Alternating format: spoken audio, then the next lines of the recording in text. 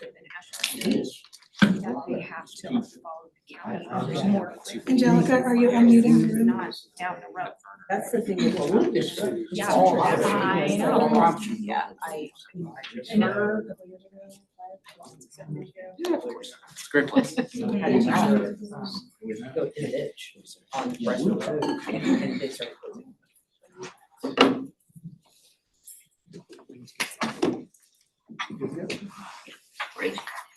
All right, I'd like to welcome everyone to our January 7th first meeting of the new year for our Early Childhood Education Committee.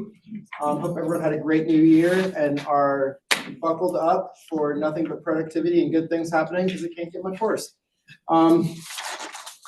Just to kind of kick us off, I think this meeting is going to be a little bit of a brainstorming discussion section, have a little bit of honest truth about what this year is going to look like after a really challenging fourth quarter in a lot of ways, and I'm so proud of our community, but now we are in the part of recovery that's the uncomfortable, real conversations, but I think this is a great committee to bring that wisdom and practical knowledge together to make sure that we're protecting everything we care about, but also making appropriate decisions when we need to. But before we get to that, has everyone had a chance to review the minutes from September 3rd? If so, I'll accept the motion to approve. So moved. Thank you. And a second, thank you. All in favor? Aye. And thank you for our members online. I see you there. Pat, I'll assume that's an aye, thumbs up. You don't have to unmute unless you really want to. Perfect. No old business, so let's jump right into Helene updates. I'm going to kick it to our staff to lead us off, and then a lot of this, I'm happy to be the bearer of some of the bad news, but while we have us here, let me introduce y'all who have not met. Tim is our newest assistant county manager, and you have had no honeymoon period, but we are grateful that you're on board, and you are with the best committee in the county, in my humble opinion. So we're lucky to have you here, and wanted to give you a chance to introduce yourself, and then of course, let y'all take it away from giving the update. Sure, I'll be brief. I know a lot of y'all. I'm Tim Love with Oakland County. I've been here for about 10 years in different capacity, economic development, governmental relations, various things, but glad to be here today. And if y'all need anything, just let me know. Tim is the person to ask questions to. If you don't know, who knows? Because if Tim doesn't know, he finds out very quickly, or does a very good job of finding out. Rachel, if you don't mind kicking us off.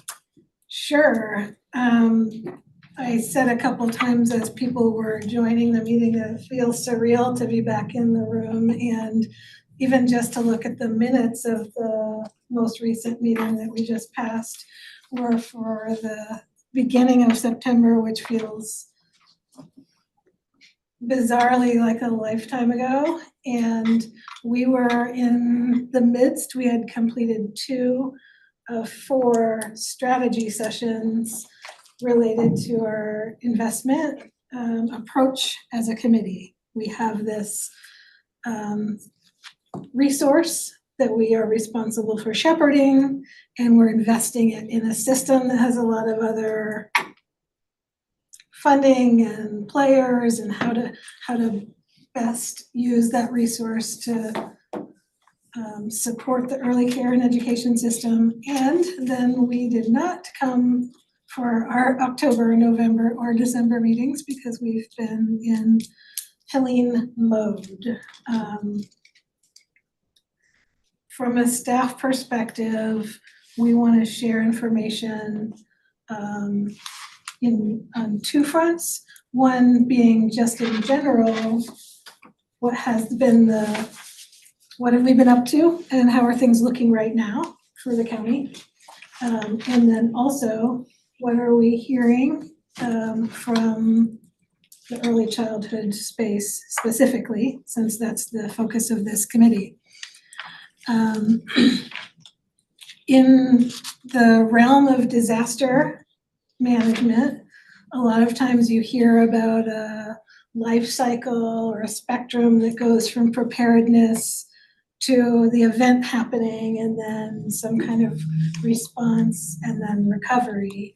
And in our local community, that response mode has been longer during this event than what we've seen has occurred in a lot of other disasters for a few reasons. The ongoing water outage certainly left that like disaster response mode in place for longer. Not to mention the scale of impact. And we are now at a place as county government where we are transitioning to recovery. So what recovery looks like for us as a local government, we are talking with and partnering with all of the other levels of government. So talking to FEMA and the state and its various offices, and then other local government partners, the city and the towns, as well as community-based organizations about what needs do we have that are Helene related, and what approaches will we want to take as a community to tackle those needs, both in the near term and in the long term. So you will see coming from Buncombe County government more to come in the realm of recovery. We've defined these recovery support functions, and my role specifically is to, in addition to serving as your strategic partnerships director, to also serve as the lead for Buncombe County's recovery. So when we close our emergency operations center and we're in recovery mode, not for, forever, we're saying for now, as we sort of map out what our next few months and what the next year might look like. So what I will be doing, in addition to working with our grants, is supporting these recovery areas, which cover the main topics that you might imagine a community faces in post-disaster. We have a recovery support function for debris management. There is a lot of complexity to debris management and removal, whether it's on a public right-of-way, whether it's on private property, whether it's in the waterway, whether it's a demolition, is it hazardous material, is it vegetative material? There's lots of layers. So debris management will be something that happened during response and will continue into recovery. Education is another one of our recovery support functions, and that's where the work of the Early Care and Education Committee and partners will align. And so I'll come back to education. We're also working in the realm of health and social services. So whether that's responding to public health questions, answering from, lead safety questions, all the way to the current focus of the health and social services work right now is on disaster case management, linking up with the state and the NC Care 360 to get community-based organizations matched with people who have needs and help them navigate the web or maze of lots of different services that might be available. Housing, that's a huge one. So know that Buncombe County is at the table again with all of the relevant partners trying to help people move into more and more permanent housing. We still have people who are in transitional and will have for some time housing solutions. Infrastructure, so lots there from roads and bridges that are public, roads and bridges that are private. Floodplain management. One of the topics there that kind of crosses between housing and infrastructure is hazard mitigation, which is a program where property owners apply for buyouts or elevations of their property when they're in the floodway or floodplain. So infrastructure is certainly an active recovery function. Natural and cultural resources, I think, is our last one, and a lot of that has to do with the unincorporated areas of Buncombe County and working with farmers and waterway restoration and things of that nature. So that has been the main focus of Buncombe County, which is why we haven't had committee meetings. Now that we have had a few months under our belt, we are dipping our toe back into the water of regular operations. And we know that a lot of our personnel, like I said, me, are still on like staff reassignments. We're doing other work in addition to our core work. we're not sure what the sort of new normal will look like from county government perspective, and we're gonna circle back to talk more about that when we talk about funding process. But I do wanna share information about the impact of Helene on childcare providers. Before I move into that, are there any questions about just regular, the Helene response topics I covered so far? Can I ask Rachel, how's the county responded to these enormous needs in terms of additional personnel? Our first approach with personnel has been staff reassignments. In the early days, we were all doing more response type activities. As an example, I was in the warehouse business. I helped establish and operate a couple different locations where we were getting community donations or like pallets from the state of water and food. So there's been some of that. We still have staff reassignments now, like personnel who are reassigned to do applications for a housing assistance, like basically basic needs assistance fund the Health and Human Service Department is running. We have not expanded our workforce. In fact, we are not filling vacancies because of the financial picture. We'll talk more about the financial picture a little bit later. We have brought on a consulting firm. It's really common for governments to have a disaster recovery firm to come in and bring expertise that we don't already have. The one we're working with is called Tetra Tech, and they have floodplain managers and they have FEMA public assistance experts and things of that nature. So we do have some additional sort of bandwidth through that support.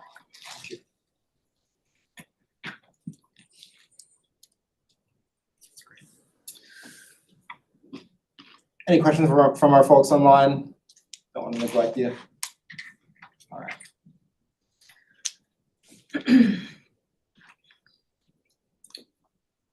In the realm of childcare, we know that these are providers that are impacted in multiple ways. The people who attend childcare and those families, the people who work in childcare centers are also community members who also had, their bridge washed out or maybe were relocated to a hotel because of a tree on their home. They may be people that were impacted by personally knowing somebody that passed in the flood, all of that. But there's an extra layer with childcare providers because of the line of business that they're in. And one thing that was true across most providers is the water issue. So the lack of potable water that went on for weeks, and then when water was restored, making sure that water was tested and safe. Buncombe County was and still is making available, although I think it's used much less at this point, water delivery so that the child care centers could have water for their operations. Buncombe Partnership for Children, thank you very much to Amy and that whole team, really stepped in as a convener, getting the child care centers together throughout the storm, conveying information to them, hearing information about their needs. The state has also established a recovery team focused on the same.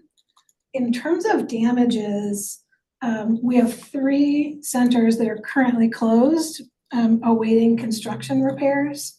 There are 91 total licensed centers in the county that have that DCDEE star rated license that we were learning about in the fall. 8 of them had some kind of severe impact. It's down to 3 right now that are closed, waiting for construction repairs, as I understand it. which is a private center in West Asheville. One that we fund, which is the Christine Avery Learning Center on the Swannanoa Valley Community High School campus. That is an area of the county that was severely impacted from the physical damage of the storm, both water and wind. And I don't have an update, and I am hesitant to speculate the current status in terms of reopening and what's needed and how soon, but that one is still closed. They are operating the program at another site. You all might remember that Christine Avery Learning Center had been in an expansion mode. So they have a site at St. Mark's Church on Merriman Avenue, and they have a site that's new at the Lonnie Burton Center. That's the one that Head Start had previously occupied on near Livingston Street. I'm forgetting the name of the community center that's behind Eddington. So the Lonnie Burton Center, not the Burton Street Center. So Christine Avery Learning Center has had capacity to serve the families that are able to get to one of the other sites. And then the other center that's closed, it looks like, is a home-based center. And there are some other programs in adjacent counties that remain closed, and certainly as a regional community that impacts us as well. We are listening and watching to understand the operational impacts in terms of enrollment. There has been revenue loss during the time centers were closed. And so trying to understand all of these layers and how they are impacting the center's ability, the program's ability to return to full operations. Not to mention some of those other pre-existing conditions we talked about, like workforce shortages. So funding, there has been some extra funding going into childcare, early care and education. The General Assembly had included some in a Helene relief bill. It's not estimated to be at an amount that will fulfill the whole need. Looks like $10 million was included in the October bill. Dogwood Health Trust has also provided an investment that's being administered by Buncombe Partnership for Children, $2 million to distribute to child care providers. And the Community Foundation of Western North Carolina, as another local investor, has provided funding, several $100,000 of funding. So there is data, and our partners at Buncombe Partnership are looking at quantifying some of that, like revenue loss, et cetera, and we will continue to monitor it going forward and keep you posted.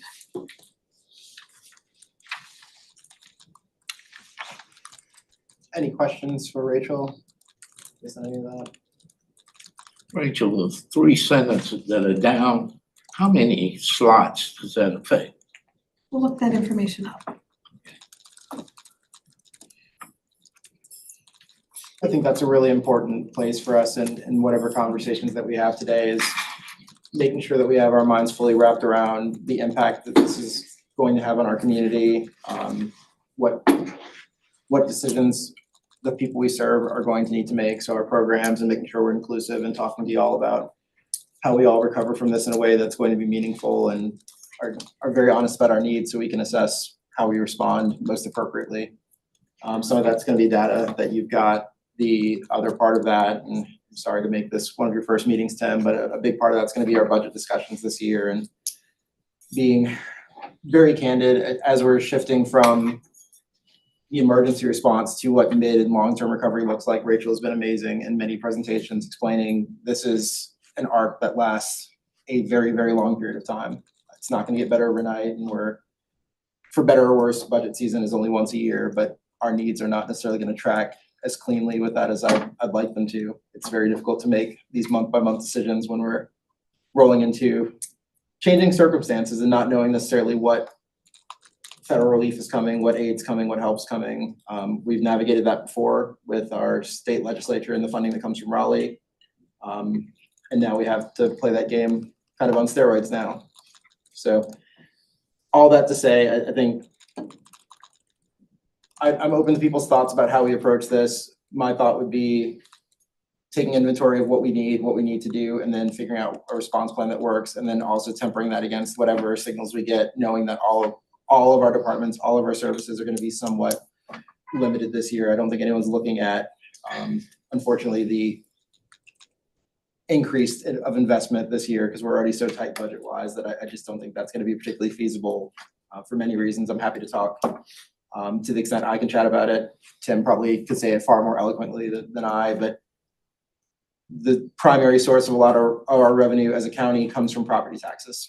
And this is gonna be a very difficult year for that for so many people in our community. And that is not this committee's burden to take on, but it's something to be aware of, because it does greatly limit how much money different folks are gonna get, what we can do. Tempering that conversation, I imagine that means we're gonna have to have difficult decisions to make around, is our goal to preserve a certain number of slots? Is our goal to make sure that programs remain in existence? What does the call to action look like this year, funding wise? So I threw a lot out there. Is there anything I'm missing in the 5,000-foot view that y'all think should be on our radar for how we should be viewing this? I think the bottom line, though, we all need to realize we will get through this. It's going to take us, it could be as long as 4 or 5 years, from what I hear from other areas who've had the situation, had this to happen. But what's key to us, and I know what we're looking at from the commission's standpoint, is we want to make sure what we are doing now will pay off. And on the other side of this, when we see the light at the end of the tunnel, we'll be a much better county for it. We'll be better off than when we started. And I relate that back to what we went through with our county manager and the people who went to prison. But now when you look at it, the structure that we put in place, we're much better off than we were then, with employees and overall everything. And we have the employees here. But what I hope, we've got to be patient, because at first, this is going to affect all of us, fellas. I mean, ladies and gentlemen, the whole county. We're going to have to, let's face it, we're going to have to suffer some to get where we need to go. Nobody is going to be exempt except the 911, the sheriff, the services that we've got to have, the basic services we can't afford to cut. But we're going to have to look at it. And even though we're freezing the staff, but hopefully what you mentioned, when we talk about adding, employees, Rachel's touched on it. A lot of that will be the temporary contractors that we're bringing on. So when this is over, they're gone too. I mean, that's going to be critical there. But we're not going to sugarcoat this. And I know as a commissioner, we're not looking at a popularity contest now. We've got to do what's right for the county and for all of us, because that's what's going to be important. And we have never gone through anything like this in Buncombe County. We didn't think we would have to. We always thought we were exempt from the type of storms that came through. But now we know about global warming. It's coming. This probably won't be the last. We hope in the West soon. But that's what the message, though, we need to get out. It's going to be painful, but we want to do the right thing for all of us. And that's what's going to be critical. And I'm trying to tell everybody, we've got to be patient, because as we go through this, unfortunately, we wish it was a quick solution to it, but it's not. It's not. But we don't want, hopefully, 8 years from now, we won't be talking about, the problems we have now. We hope all that's behind us. But just bear with us. And on the other hand, I tell everybody I talk to, if you have anything that you need to point out to us, let us know.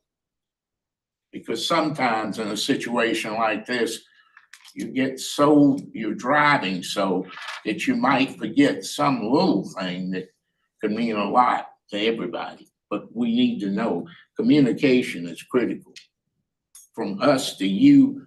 And when I say that, to the constituents as well as back both ways, we need to. And I swear, I wish people would stay off Facebook with information that's nowhere near right. That's the only thing that bothers me. You know, it's not factual by any means, but we'll muddle our way through that. But that's all, man. I'll shut up now. If I could add a little context, I don't know if there's any questions, but as we think about the financial picture, you know, one way to think about it is the current year versus future years. And so if you've been watching budgetary discussions over the years, you've probably been watching one that's more about a future year. Let's build a budget for the next year. Let's figure out what's going to be in that budget, how many staff, what's school funding going to look like, how are we funding early childhood education. The thing to keep in mind about what we're experiencing right now is we're not having a future year conversation yet. We will. We're having a current year conversation. And so when I say current year, that means how do we get from this budget, which started on July 1 to June 30th of 2025. So the next 6 months. And for the last, 20 years here in Buncombe County, it's been true that you've never really had us looking at a current year budget in such a tight way because we've never had a generational storm. And so what that has resulted in is tightening with all of our departments. And so when Rachel talks about a hiring freeze, that's a freeze across the board. If you have a vacancy, we know it's an important position, but we're not going to fill it because we can't at this time. And so that's a very real thing. That's not something that we've done. I don't want you to think that this is norm for us because it's not. So in the current year, we've been looking at situations like that. We've been asking budgets or departments to be creative in their own budgets. How can they reduce operational spending in the current year to ensure that we don't have to make tougher decisions in the current year as it relates to staffing, as an example. And so that'll, of course, have an impact to certain service levels of delivery. And I say this just to be pragmatic, not that the sky is falling. But what that also means is that future years will be tight as well. And the reason this is so is that our budget discussions aren't one of simply lowering our expenditures. Our revenues are decreasing or projected to decrease for very obvious reasons. We know when the storm hit, we knew that that had an impact to sales tax, obviously in the fall season, but it goes much further than that. You've driven the county, we've lost property. And when those properties are lost, how does that impact property tax, ad valorem tax collections? And so we're projecting to have shortfalls in the current year, but also in the future years because it's going to take time to rebuild. And while that's a daunting conversation, at the same time, we have to be pragmatic because, hope is not a strategy, as they say. And so we're taking precautions to make sure that we're prepared. We also know that help is on the way in the form of federal dollars. It'll just take time to get here. And so while in the short term, we got to be pragmatic, maybe a little conscientious, in the mid to long term, I'm very optimistic that a lot of the plans that we put in place, we're going to get to act upon as those federal dollars become available. The problem is that's not going to happen tomorrow. One other item I would just address, and I'm always glad to take questions. Many of y'all are probably familiar with the concept of FEMA funding and this idea of this reimbursable funding that can be utilized for many different reasons. And so sometimes I get the question of, well, what's the big deal? You're just going to get reimbursed for it anyway. And here's where the rubber meets the road. That answer is not always true. And certainly not true in the short term. There's many things that happen during immediate storm that we will get reimbursed for 10 years from now. And that's just the reality of going through a reimbursement process with the federal government. And so we got to acknowledge that there'll be cash flowing many of these expenses for the long term. And so yet another reason to make sure that we're really good stewards with these funds. And so I share all this with you just from a practical standpoint, just so you have the information.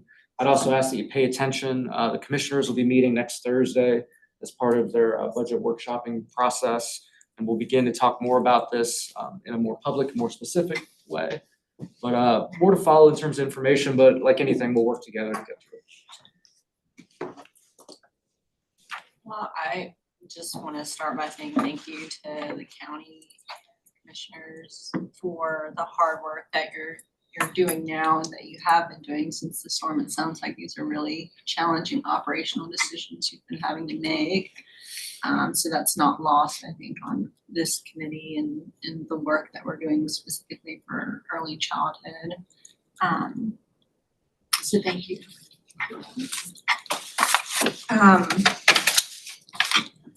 And it sounds like there's some intention to be transparent that this year's funding might be impacted. Am I hearing that incorrectly, that we may be looking at the grants that were awarded for this year may need to be scaled back? So the organizations that received commitments for funding, there's going to need to be some decision making from this group about how to pull back on some of the initial awards, or is that something that staff will be managing through individually? I'm happy to field that if you want. Please, and I think that's a perfect kind of segue to the next part of our conversation. Answering that question from the current year and the future year perspective. So in the current year, we are in our fiscal year 25, FY 25. There is no indication that we'll need to ask grantees to return any of the grants that have already been awarded. We have been in touch with all recipients to find out their ability to carry out their originally proposed project. And in some cases, grantees have asked for line item adjustments in their budget. But I think I'm accurate in saying that all of the early child care providers had a plan for utilizing their grants. We are looking at current year reductions in other areas. So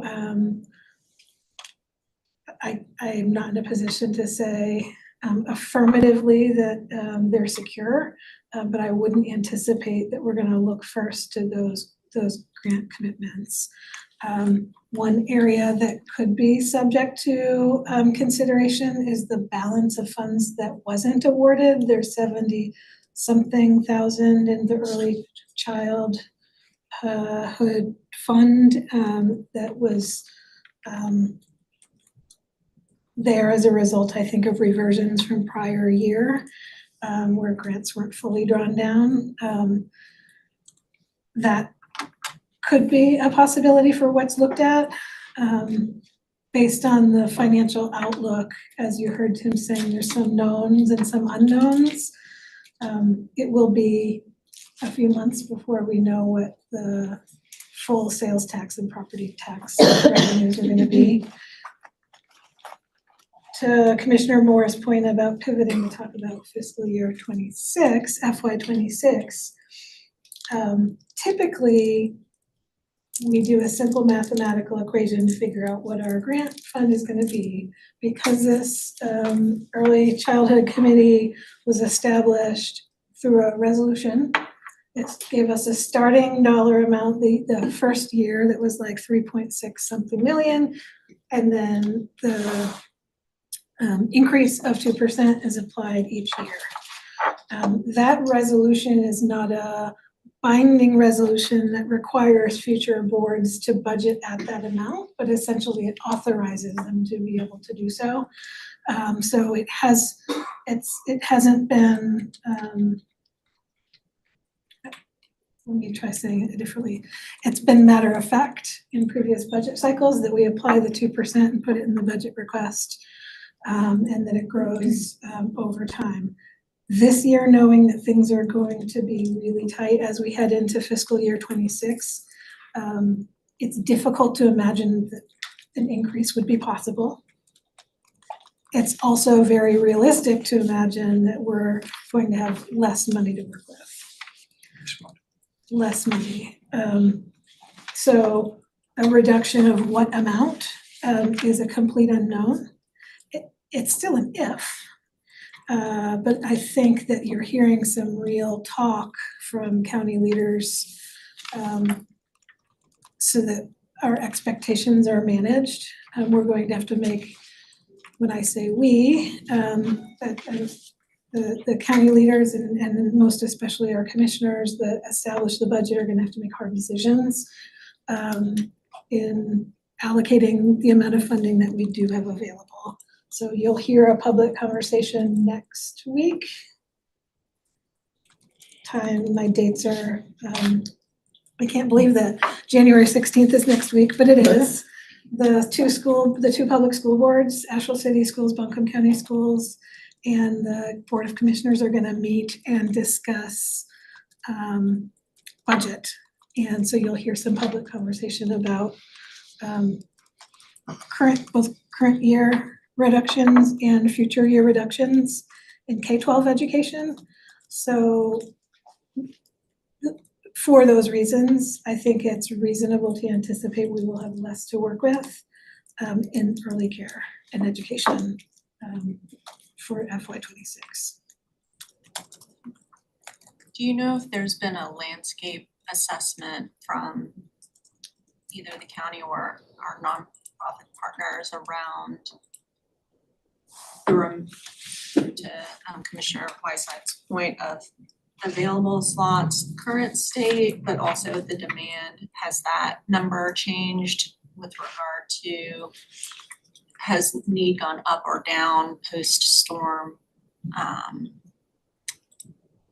Just to get, for this committee to get a sense of, you know, what the current landscape is. I appreciate where that question is coming from and always appreciate the good questions that you bring. And I haven't seen anything comprehensive in that way, although data is starting to come in. So I think that would be reasonable. The missing piece, I think, is that demand piece. I haven't seen it added together in that way. I think that's a really reasonable thing to take back and see what we can bring to the committee. That if it doesn't exist, we compile what we think might help us get at it.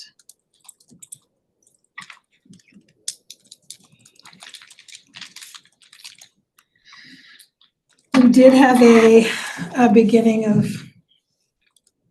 year survey that is included in your packet as a matter of course, but that survey occurred prior to the storm. I think the deadline was the end of September for our grantees to give us their waitlist information. We certainly can go back to our grantees. My inclination is we will want to do something more comprehensive and get the whole system captured. So we'll talk to Partnership for Children about that, and or DCD. So would you like me to tee up options? Sure, if you're comfortable. Staff is prepared to carry out what the committee would like to see in terms of funding, in terms of a funding process for fiscal year 26. Normally, we would have opened up a grant application in December. And then we would have had applications coming in February. And we would be reviewing them in March and April. And then funding would begin it would go into contracting, and then funding would start as of July 1. So we've missed that mark. It is still possible to do an abbreviated process, and staff has worked up timelines where we can constrain so the application period wouldn't be as long for the applicants, and then the review period wouldn't be as long for committee, but we think it's still doable if that's the desire of the committee. And it feels really important that we didn't get to finish setting our goals. Martin, you were mentioning slot preservation, closure prevention, you know, what is it that we're hoping to accomplish? we had spent some time in the fall and we're preparing to have these crucial conversations to land on an investment strategy. Do we want to do infant care all the way up through pre-K or specialize? Do we want to fund direct childcare providers or fund whole system programs or both? Do we want to, I forget all of the different strategy options. Again, September feels like a distant memory, but our intent was to decide our investment strategy, vote on it in December, and then go out to the community and ask for their proposals. Now that we don't have an investment strategy, if we do open for a call for applications, we would need to be clear what it is we're seeking. So that's a total option.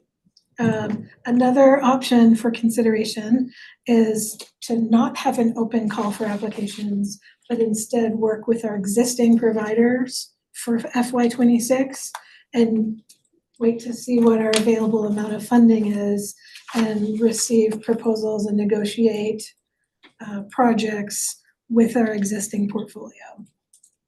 If we do invite new applications, we have to consider whether or not we'll be willing to discontinue other funding projects. In FY25, the committee did take new applications, but ended up coming up with a funding rule to not fund expansion projects. So we've been in this, that's part of why we're really wanting to settle the question of our funding strategy once and for all, which we don't yet have. So long story short, and then I will pass back to our chair for conversation. We will still have an early childhood fund in FY26 by all indications.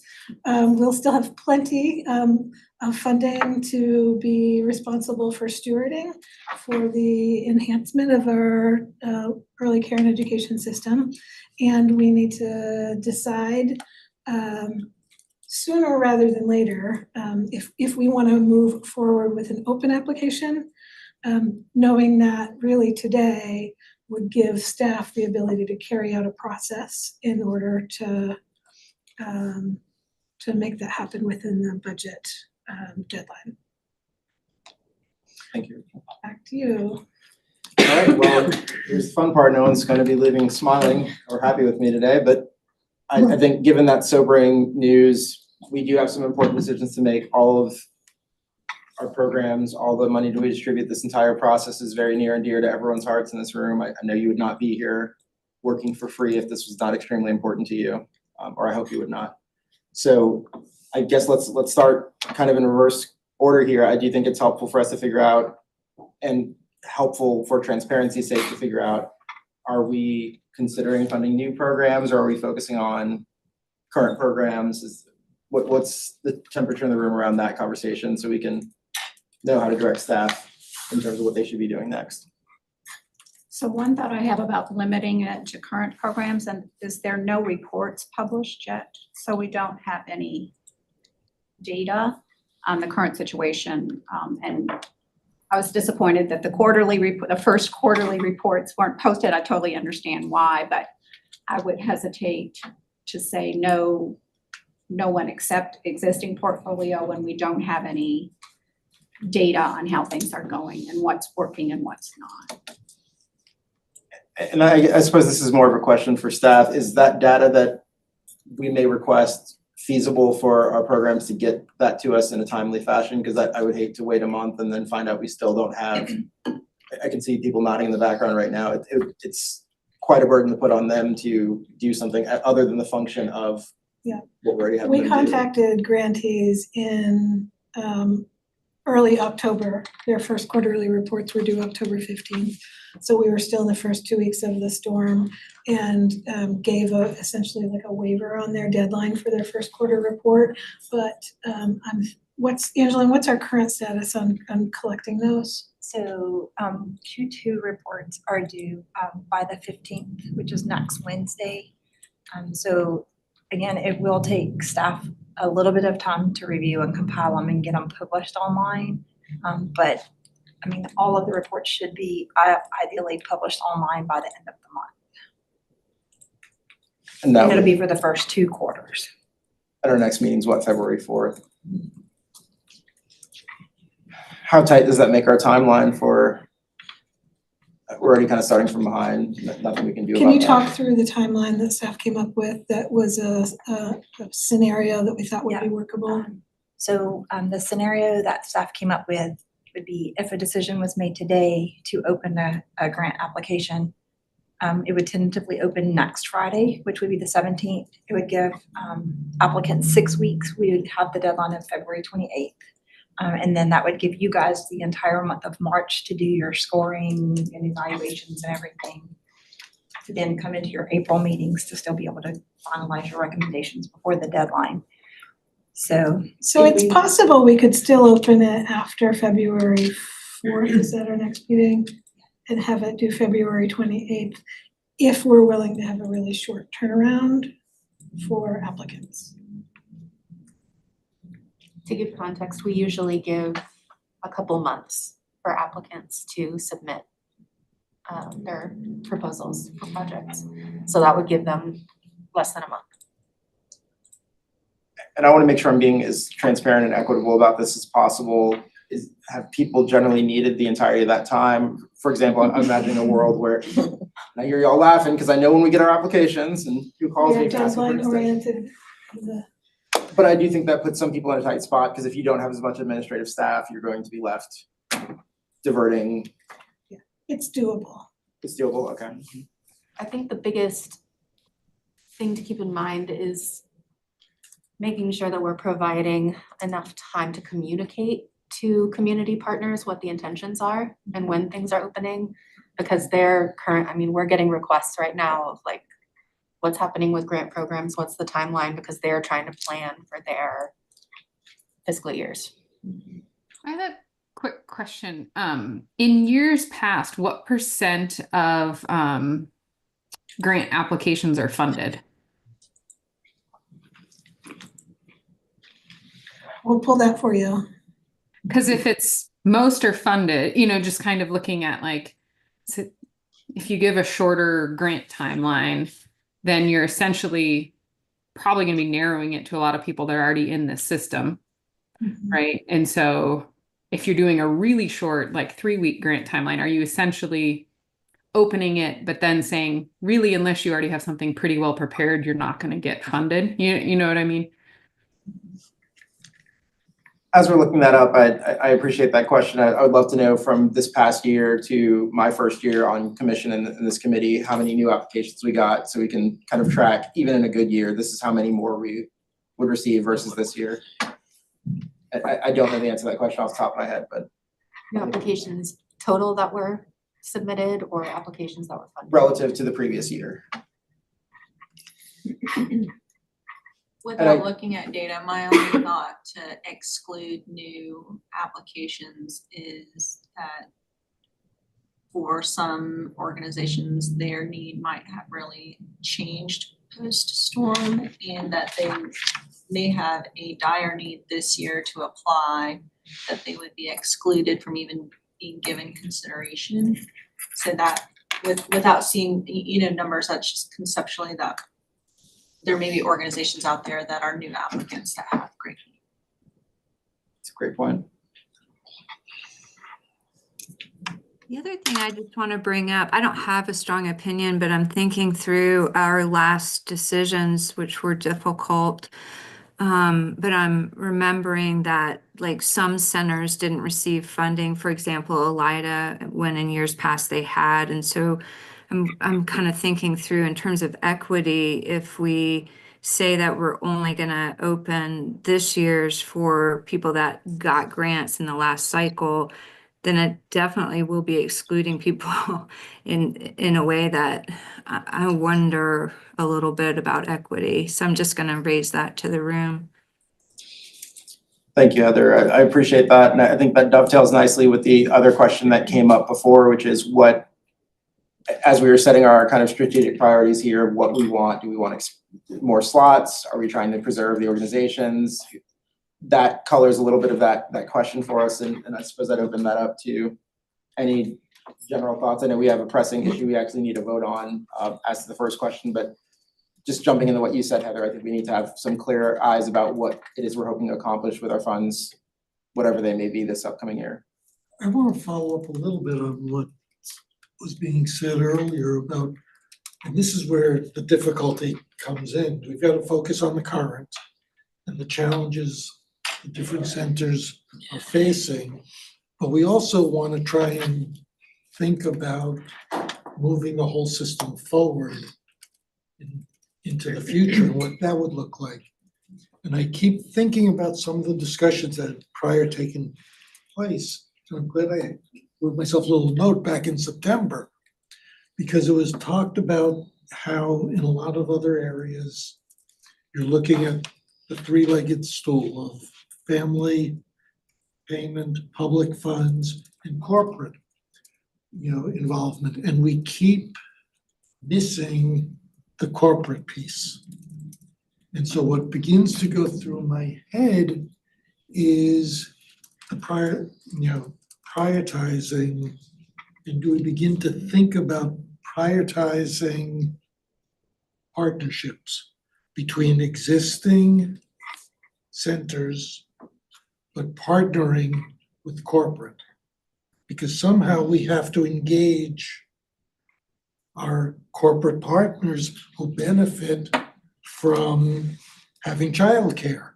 We know that, they need the workers need the childcare, and it all fits together, but we can't seem to get much of the corporate, businesses in the area to get engaged. So maybe to prioritize applications that are building a partnership, might help some of the current needs, but then also begin to build, for 8 years out.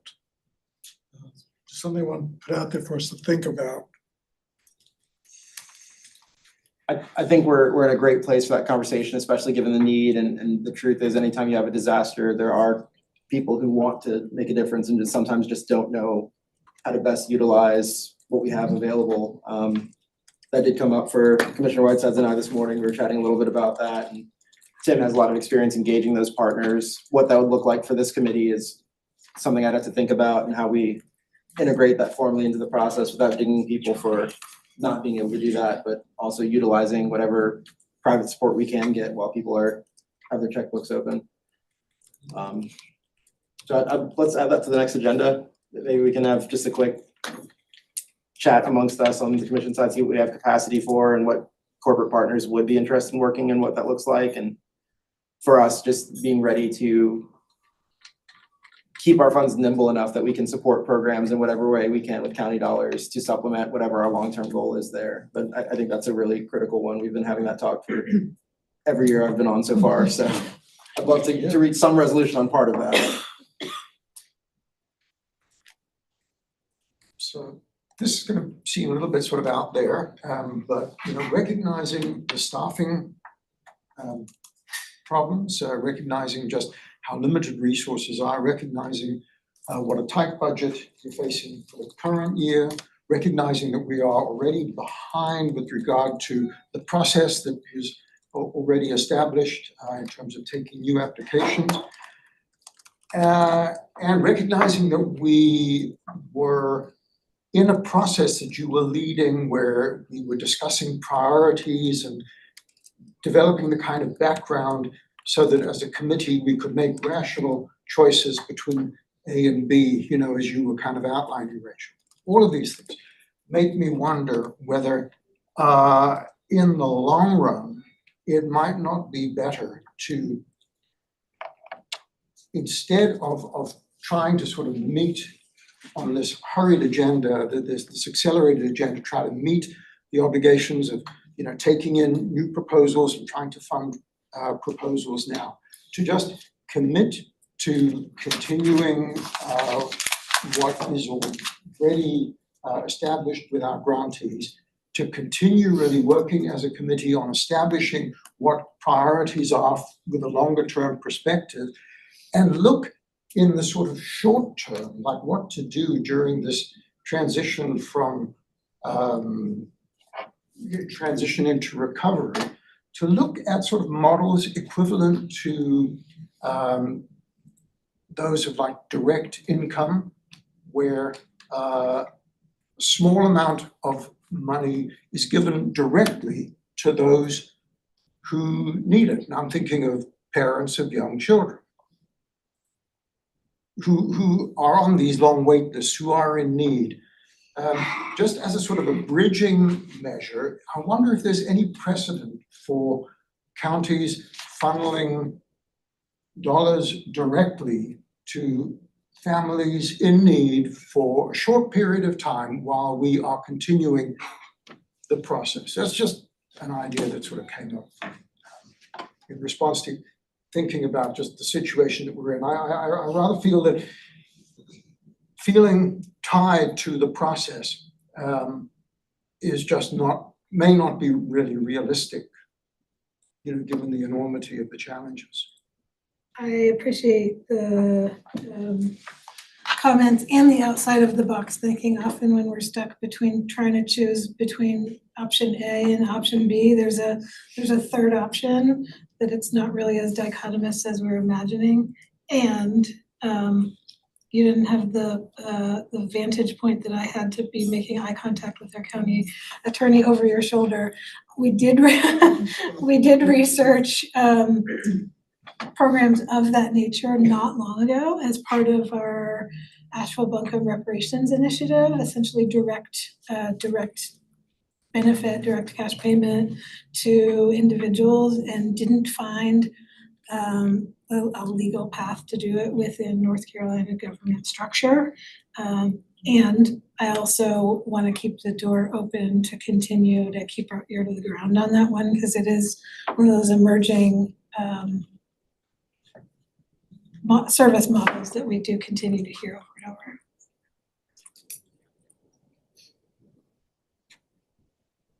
Keep out of the, what did you say, wacky? I can't remember how you introduced it. I'm not sure. Keep the creative ideas It's coming. one of those ideas that you hesitate to open your mouth about. Never hesitate, bring it on. I see your hand, Pat. Yes, I would like to ask the question of, we know that perhaps many of the smaller centers had some big expenses from the storm.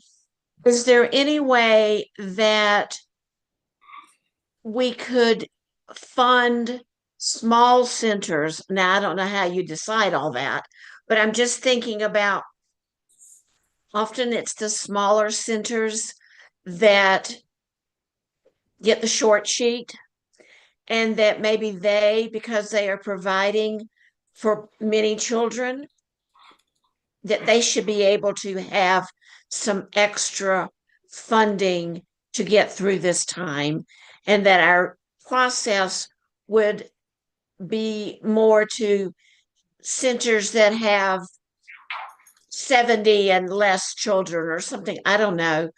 I'm just trying to think about those that often struggle, that how can we support them?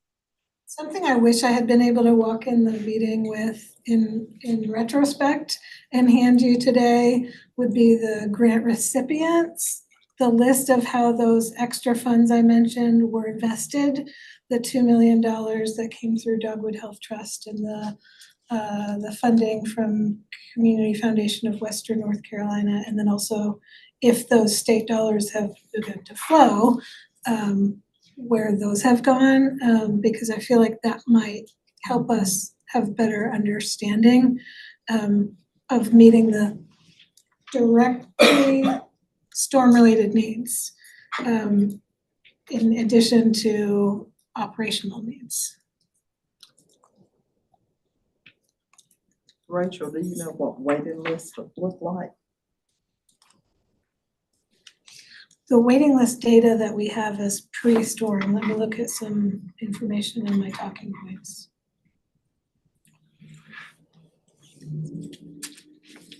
And I'll say in the interest of making sure that we keep this conversation going and are most efficiently using our time, because there's so many questions that I've heard come up today that are so fascinating and require doable research, but the time nonetheless.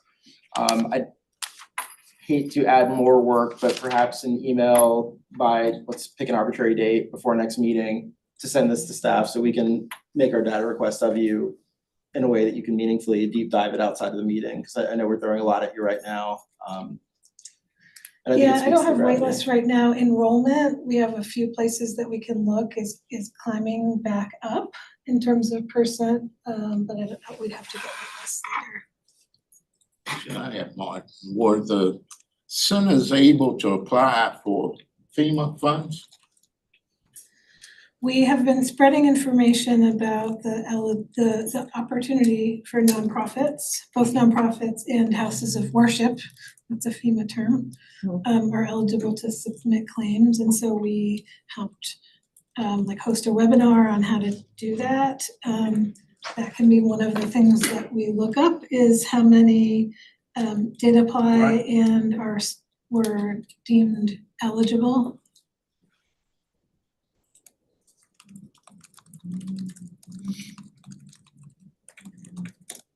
So I'll share with y'all what I'm hearing from a lot of this conversation, especially the question about wait lists, is this is exactly the data that we need to really set our priorities. If we found out the wait list was absurdly long, then that should inform where some of our funding goes if our goal is to reduce that wait list.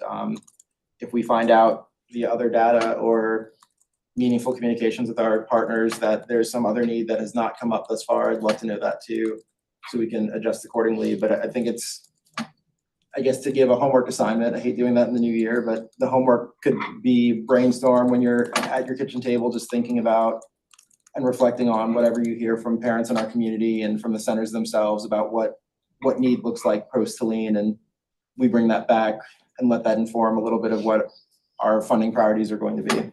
Because it seems that no one's particularly comfortable locking in on any one set of criteria we should be looking at. I'm hearing so many valid concerns and so many different creative ways to address those concerns that I really don't know which to put first at this point. So maybe just having all that in front of us and making that call, coming up with our top 3 priorities and seeing how we all align by next meeting. Martin, can I add to that a little bit? Sorry, Heather, up here on the screen.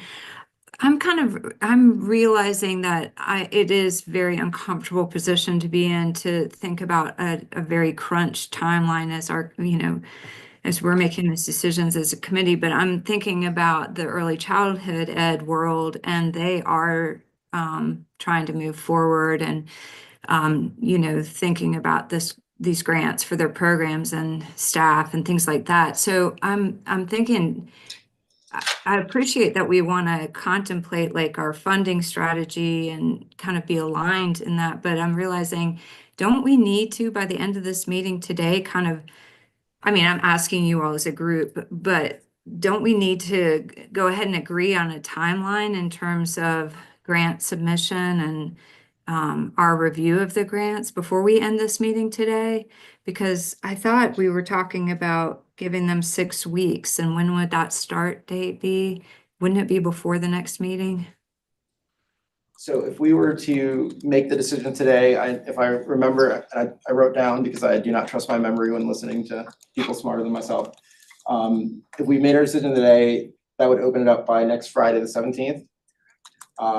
That puts us in a space where our next actual meeting would be the 14th. So my understanding from Sarah is that we technically could do it by next meeting, and that wouldn't set us too far behind, but I suppose we could make a decision today if y'all really wanted to. I just think it'd be hard based on what some people are asking to inform that choice. Do you have a preference, Sarah? Do you have any? Because you would be the one doing this, so I don't want to have you working 80-hour work weeks. I think Angela. And Angela? I think we are working with our other grant that we're managing, which is the Strategic Partnership Grant. They're meeting on Thursday, and we're looking at that January 17th open application date for that committee. And we were hoping to send out a communication to community partners Thursday afternoon or Friday morning, just to give them an update, because they've been so patient and waiting, and they need to be able to plan ahead for their financial futures as well. So I think that's my greatest hesitation, is just the communication piece. So I think that's a fair point. I think we can make whatever decision we need to today. I'll encourage everyone, if we do that, let's make sure that we are particularly transparent and specific moving forward, because I've seen this idea of getting us to a rush point of making sure that we understand the timeline, but then on the back end, when we're making our seemingly arbitrary decisions, people are left wondering, well, why didn't you tell me this before I submitted my application? I would have changed it. And I want to be deliberate about both those things. It doesn't do them a ton of good to walk into it with an abstract set of things that they're considering in their application, and then we miss the mark come March, talking about things that they did not include when they otherwise would have. I still think two questions. One being, is it a correct assumption that all of the centers are on a July 1, June 30th fiscal year? And I'm seeing That's a people very common fiscal saying year, that and not- that's the cycle of our. So that was my first go. My second question sort of becomes more of the legal question. We've always said it needs to be decided in time for contracts to be written up in terms of the start of the fiscal year. What would happen if we postponed a decision till June? The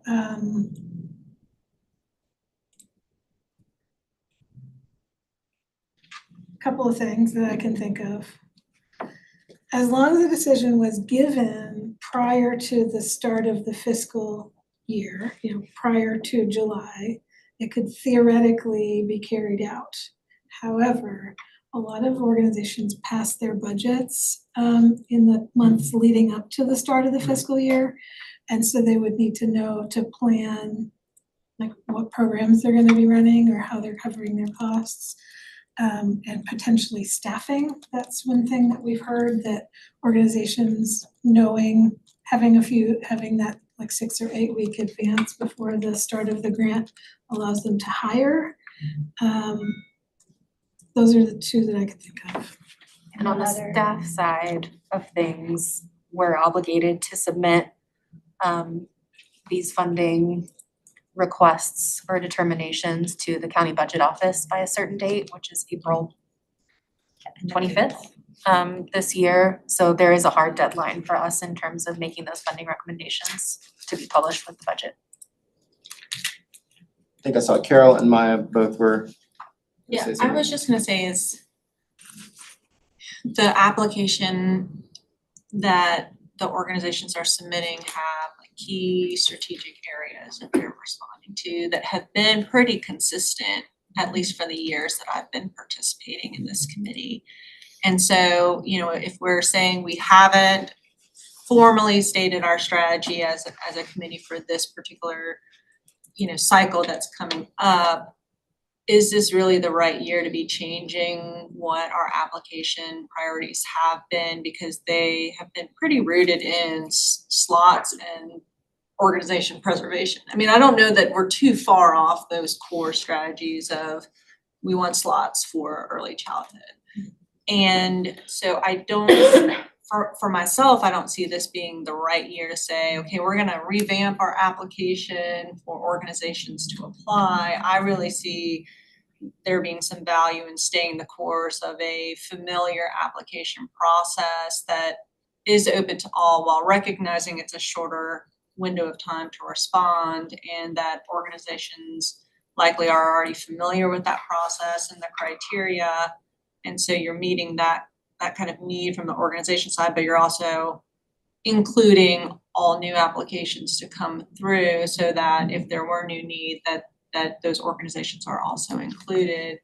And I think that in itself will also inform us of what is the need out there, that we're also trying to speculate what is the need current state without having any assessment. So for me, if it's management staff's recommendation to proceed with an application cycle, then I think staying the course and simplifying it makes sense to me for organizations. I was just kind of clarifying like our choices that we're making right now. So it seems to me, because I haven't been through the application process yet. So it seems like we have the existing applications that we are able to fund pretty regularly. And then we're looking at whether or not we're gonna take on new applications for this coming year. But the ones that have already been agreed upon are probably going to get funded in like a normal sense. We do an open application each year, and it looks like somewhere between 50 and 75% of projects get funded, depending on how much partial funding is used. And so we do see a lot of the same projects coming in with funding requests and receiving funding awards year after year, because funding is allowed to be used for operations. So there doesn't tend to be a ton of change in the portfolio, but there is some change in the portfolio every year, and it is sort of open to all eligible providers on those 5 determined strategies each year. For the record, just saying that Yes, right, yeah. we need to look some way to figure out how parents are not discriminated against with their children with disabilities. That is still a big issue within the county. The children are losing out and the parents are losing out on employment because of that.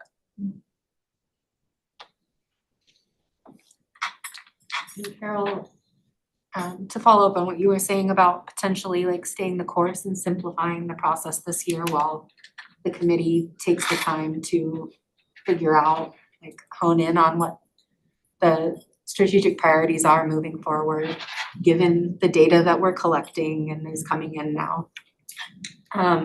Another part of the shortened timeline would be to potentially remove the option for follow-up questions from nonprofits, which is usually this committee determines year over year whether or not they want to provide an opportunity for follow-up questions from committee members to be sent and have responses based on their applications.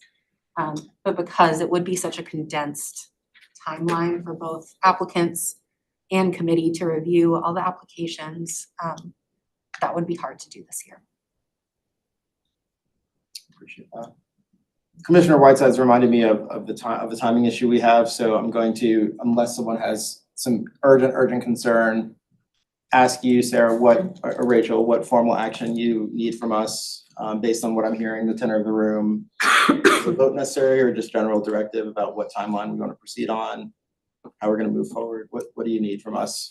I think that would be at your discretion as chair. It's not something that would require a vote. It may be more clear to make sure we have all voices when we have a directive. A motion clarifying what people are agreeing to. Do we all have consensus kind of around, I think the person who put it most succinctly without all the words that I use as a lawyer entirely too often that make me sound ridiculous, is Carol's kind of stay the course route. Greatly oversimplified, but I think the best captures the spirit of where we're all roughly at right now. And that's not to say we can't make changes later on some things, but I think in terms of giving staff a clear directive about what timeline we want to proceed on, this makes sense to me. Do you need me to make that motion? Sure, let's do it. Yes. Well, I put forward the motion to stay the course with the current application format and with the timeline that management staff have recommended for the application cycle. I'll second that. Any discussion? If not, all in favor? All right, and all 3 hands raised. Wonderful. Thank you, folks online. I appreciate y'all. This is not easy. This is a really challenging year. I'm completely open to brainstorming, so please email me and staff. I definitely include staff because I will eventually forward it to them anyway. But I do think it's helpful for us to set this tone early, have this discussion, and make sure everyone's clear-sighted about what we're expecting. And of course, some of our partners are here right now and hear this, so it's helpful for us all to be reading from the same playbook here. I will go ahead and check for public comment. Did anyone sign up for public comment? We have one. All right. So for those who have not been here before, public comment is 3 minutes. I'm gonna hold you tight on that one today just because I have to run upstairs to Commissioner Whiteside's in a moment, but we're eager to hear whatever you have to say. And Martin, I do wanna have this announcement as well Yes. as one other logistical one that staff has. Got it. So it's Amy Berry has applied. Amy, if you wanna come on up. Yeah, thanks.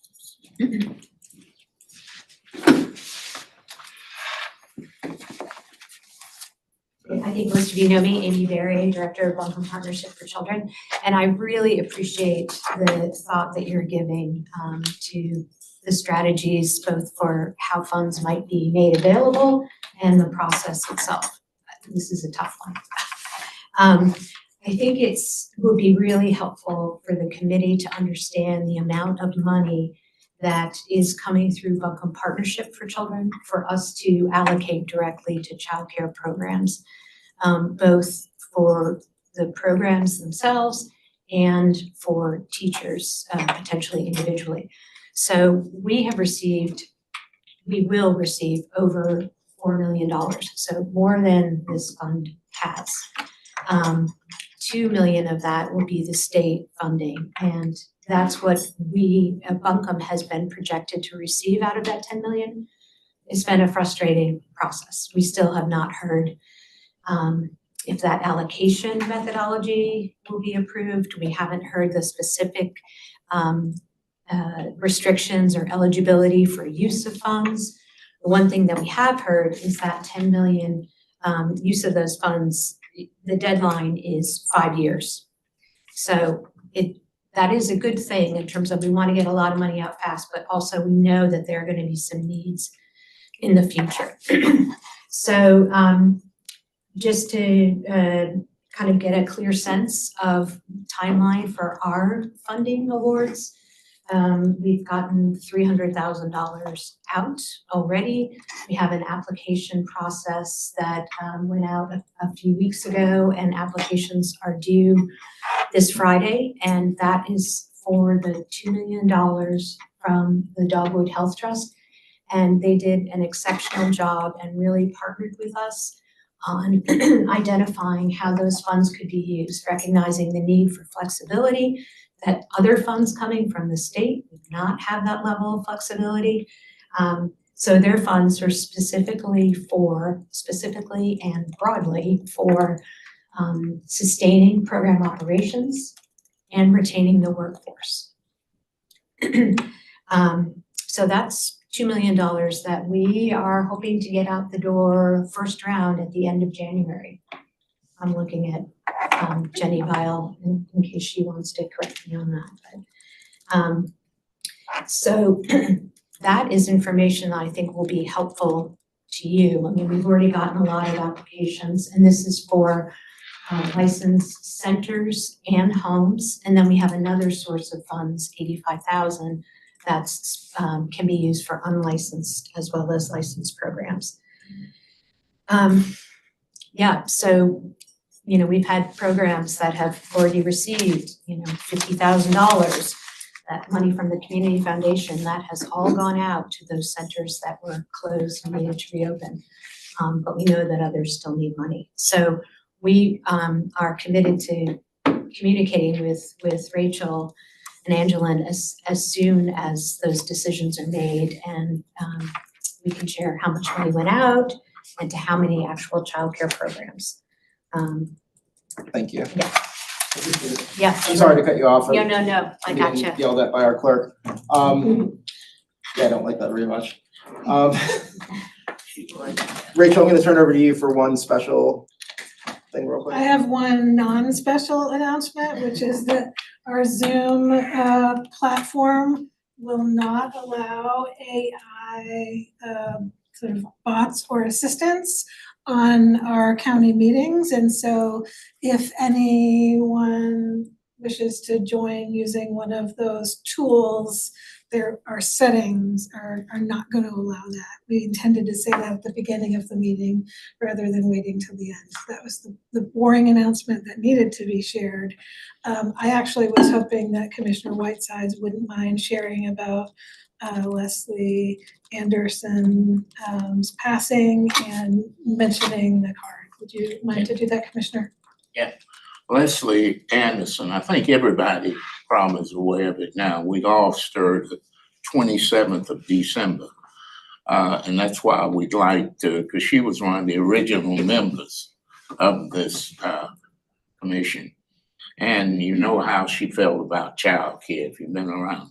All of us know that. But we would like to send a card to Stacy, her sister, and I hope all will sign that. And her services, the services for memorial service will be the 25th of this month at 2:00, right over on Church Street, Trinity Episcopal Church. And I hope, we can attend. We'll have a good turnout. But it was one of those things, a loss that was unexpected. I talked to her twice when she was in the hospital. They went up to New Jersey for one of her goddaughters had a shower who was getting married next October. And unfortunately, while she was there, she came down with some kind of virus. And it just, one thing led to another. And she was just not strong enough to survive.